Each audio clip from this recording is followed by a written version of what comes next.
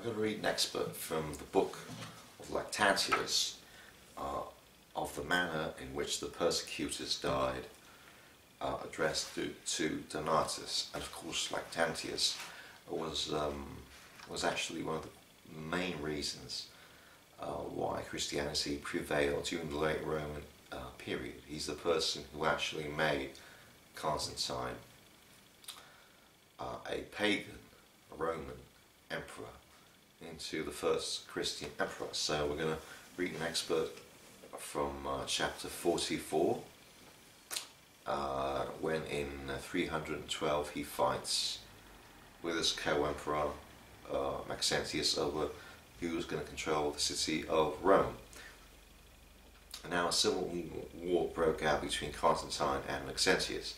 Although Maxentius kept himself within Rome because the soothsayers had foretold that if he went out of it he would perish, yet he conducted the military operations by able generals.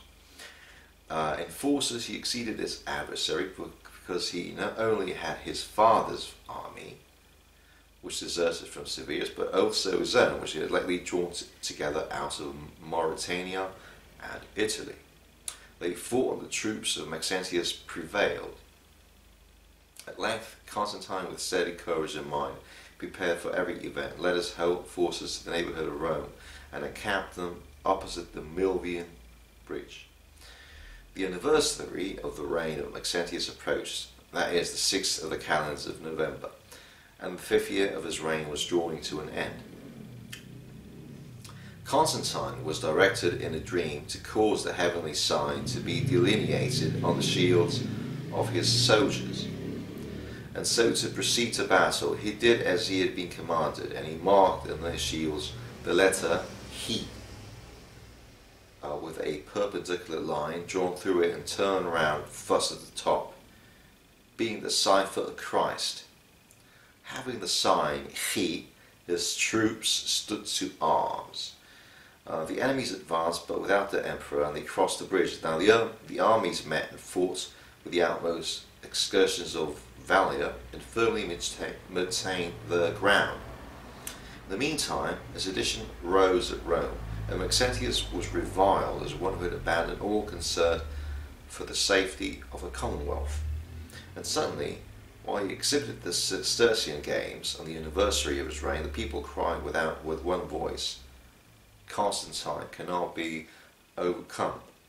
Dismayed at this, Emperor Maxentius burst from the assembly, and having called some senators together, ordered the sibylline books to be searched.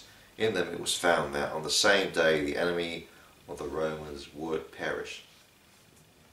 Led by this response to the hopes of victory, he went to the field.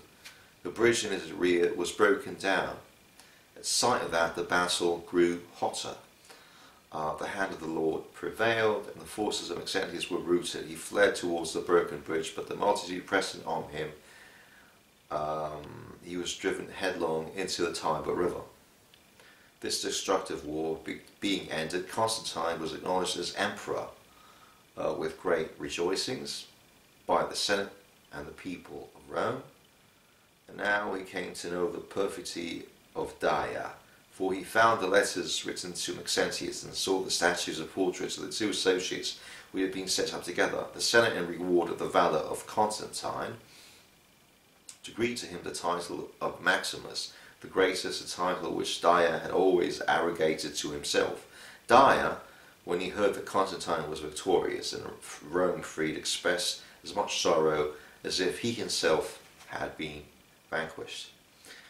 But afterwards, when he heard of the decree of the Senate, he grew outrageous, avowed enmity towards Constantine, and made his title of the greatest the theme of abuse and raillery.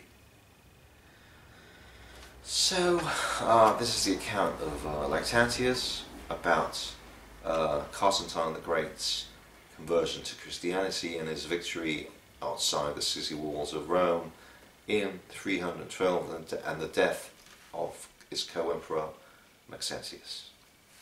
Lactantius. If it weren't for him, there wouldn't be Rome. Would still have been, may have been, a pagan empire, and Christianity may have not prevailed during the late Roman period.